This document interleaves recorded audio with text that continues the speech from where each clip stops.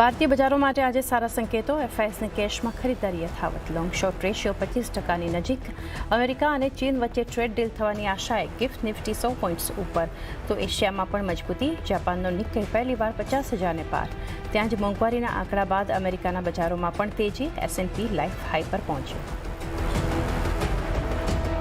US China વચ્ચે deal થવાની આશાએ. કાચા તેલમાં ઉછાળો. 2 સપ્તાહના ઉપલા સ્તર પર $66 પાર પહોંચ્યું બ્રેન્ટ. તો યુએસમાં અનુમાનથી ઓછી મોંઘવારી અને દરોમાં કાપની આશાએ. સોના ચાંદીમાં દબાણ. 4,100ની નીચે આવ્યો સોનાનો ભાવ. રિલાયન્સ ઇન્ટેલિજન્સે મેટા પ્લેટફોર્મની સાથે મળીને ભારતમાં રિલાયન્સ એન્ટરપ્રાઇઝ ઇન્ટેલિજન્સ નામથી જોઈન્ટ વેન્ચરની કરી શરૂઆત. જેવીમાં આરઈઆઈએલના 70%, તો મેટાની 30% રહેશે હિસ્સેદારી. કંપનીમાં ₹855 કરોડ શરૂઆતી રોકાણ.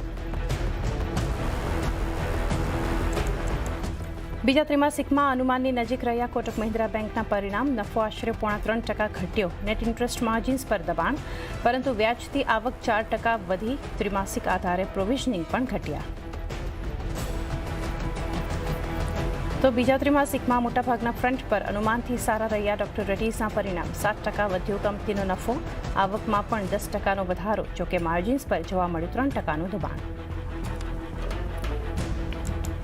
અને કોફોર્જે જાહેર કર્યા સારા પરિણામ. નફો 18% વધ્યો. માર્જિન્સમાં પણ સુધાર. ત્યાં જ એસબીઆઈ કાર્ડ્સની આવક 12% વધી. પ્રોફિટમાં પણ ગ્રોથ.